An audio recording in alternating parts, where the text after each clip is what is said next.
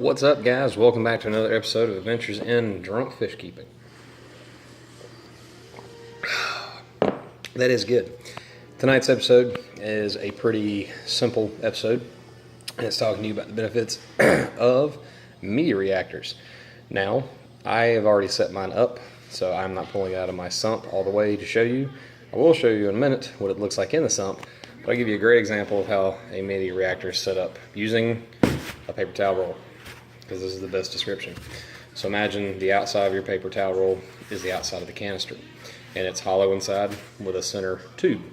Now you're going to have a top with a feed and a return. The feed goes in here, goes to the bottom, pushes water up. You'll have a piece of foam here, wherever you want it at, with your media in between to keep it from moving. It aerates, fluidizes the media, and then comes back out of the tube to return into the tank clean. Very simple setup, very quick setup. It is a very quick job to do.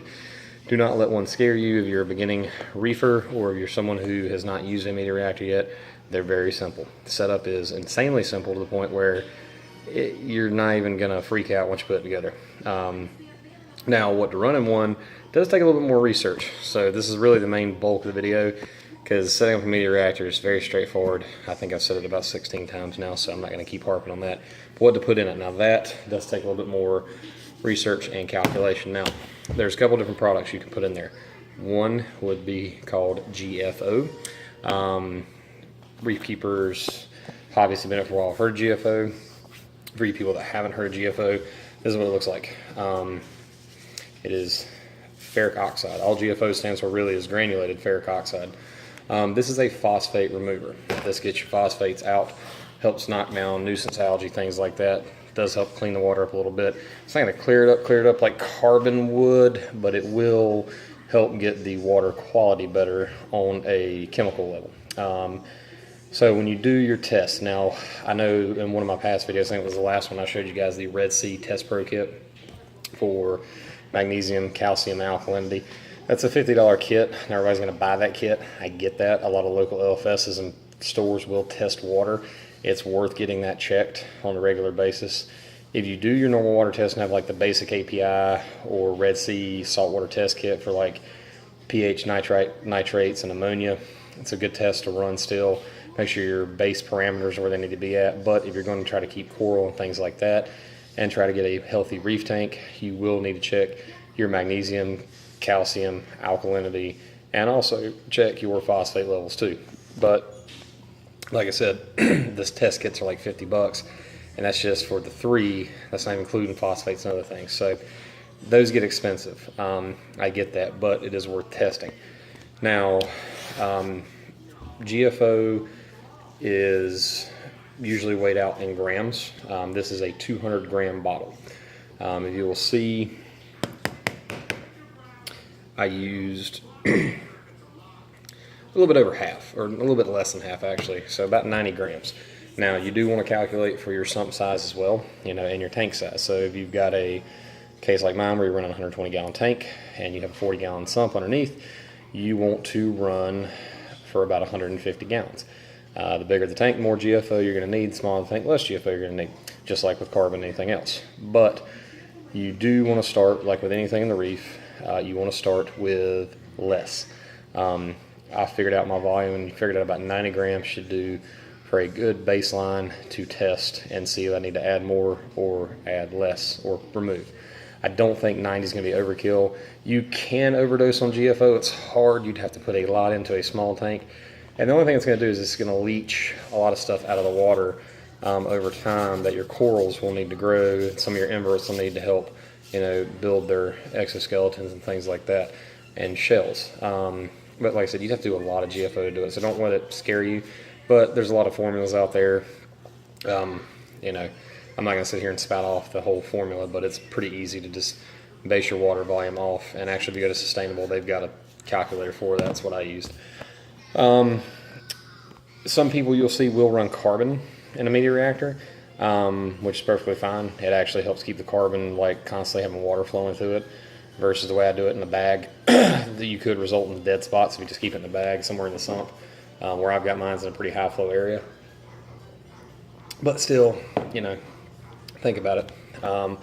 Another thing with that is you don't really want to try to run GFO and carbon together. Some people will do it. You mix them, you know, you just got to get them to where you're running about a third of GFO to the carbon. But the problem is that carbon will bust and crush way quicker than GFO will. But you always have GFO is turned into a clump. That's why I usually put it in a media reactor. The flow of the media reactor helps fluidize it, keep it overturning at a slow rate. You don't want to just blast it with water and have it constantly turn over, but it will eventually wear out, but not like carbon. Carbon will continually break up. Now, if you put carbon and GFO together and they move, because you want to keep the GFO moving, you will eventually grind the carbon down. That's why most times in a media reactor, you'll have the carbon kind of locked in place, and you'll have a little bit of room so the GFO can slowly tumble. The way I do mine, I put my carbon in a big bag, like a media bag, put it in the high flow area of my sump where it's constantly got water going over it, and put a bag of Purigen in there with it just to amp it up. So normally you can either run a dual media reactor and do GFO and carbon. I kind of recommend running this in a media reactor. You can do it in a media bag, not as efficient, but it still will work as long as it's in a high flow area. If it's in a low flow area, like in the refugium part of your sump, that's usually the lower flow area. You want to get it to where it's constantly got water hitting it and moving it. But that's part of that. Another couple things. Here we go. So this is from Red Sea, and they sell this in a kit with some other stuff like reef tank starting, reef tank maintenance.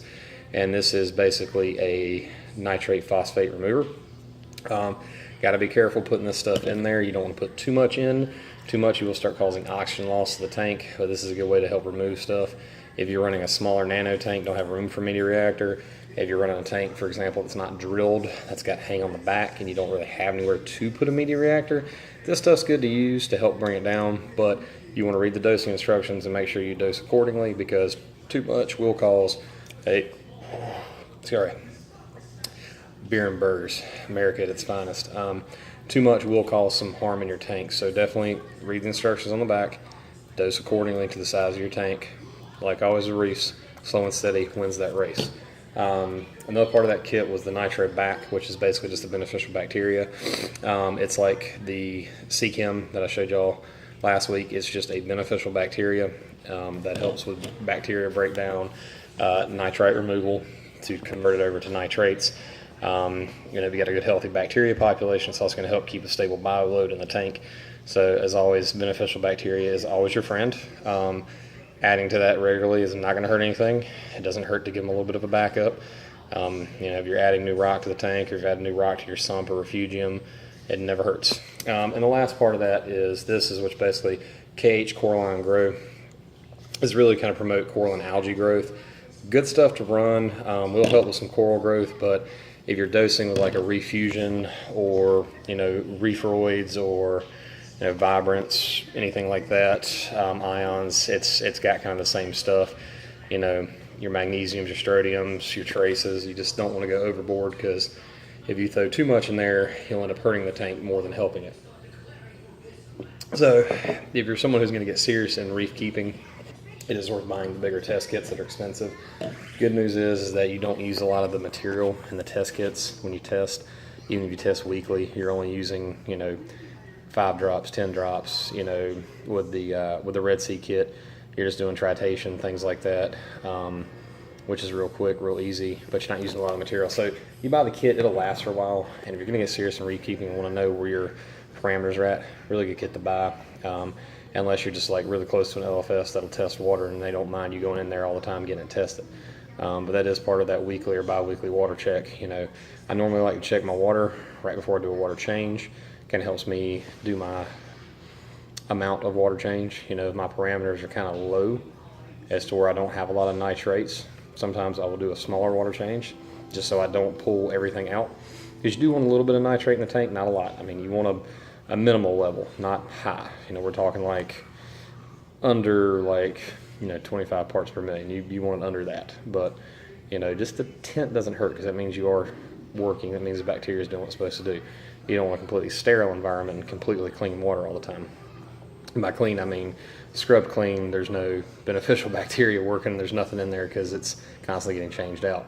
You're almost mini cycling the tank, which I ran into a lot when I first started because I'm obsessively clean as a person, and a lot of times I would end up doing a 20% water change every week and would almost pretty much cycle my tank by the end of a month. So now on my 120, I do about a 10-gallon water change every 2 weeks, and it keeps my parameters pretty well, except for my screw up a couple weeks ago with putting some tap water in there just out of sheer laziness of not going and get RODI. So I didn't take my own advice and ended up with an algae bloom. So hopefully some of this, what I tell you in the videos, will help you guys out and not having the same problems. So one last thing I was going to show you is just how the mini reactor set up in the tank, and just kind of show you guys the tank, where it's coming. As you can see, the substrate's looking a lot better. You know, I did do a lot of manual scrubbing the other day, which is part of what you got to do once you start really choking out the food supply of like diatoms, nuisance algae. So by doing your GFO, raising magnesium levels a little bit, putting like turbo snails in there to help mow that stuff down, making sure you're topping off with RODI, you start killing the food source, but you'll still have algae present. It's going to take it a while to die off. So what I like to do is a manual scrubbing. So past couple days, I went in here and scrubbed, you know, this section of rock, let it collect, cleaned out the filter sock, protein skim for a little while, cleaned this section, repeated, clean this section, repeated. So I'm taking a lot of the algae material out with a sock, rinsing it out, putting the sock back in, protein skimming for a while, dumping the skim mate, and keeping everything kind of cleaned up. So as you can see, the tank is looking a lot better. You know, nowhere near as bad as it was last week. A lot of progress, but it is a slow process. So this will pretty much end the diatom outbreak portions of these videos I've been doing. But it is something that a lot of people in the hobby experience, so I want to kind of give them some reassurance that it happens to everybody at some point. I've never met a reefer or an aquarist who hasn't had some form of a outbreak of algae or aptasia or some form of a nuisance pest. If you're a freshwater guy, the green slime algae, you know, cyanobacteria, which, you know, if I ever get an outbreak of that, I'll show you guys how to treat cyano, but I haven't seen cyano in my tanks in a long time, so that's good. Pretty much it for tonight's video. Excuse me. So if you guys like it, put a like down, questions, comments. You know, try to bring you guys something new each week. And if you got any questions, comments, like I said, put them down below. And again, it's another episode of Adventures in Drunk Fish Keeping.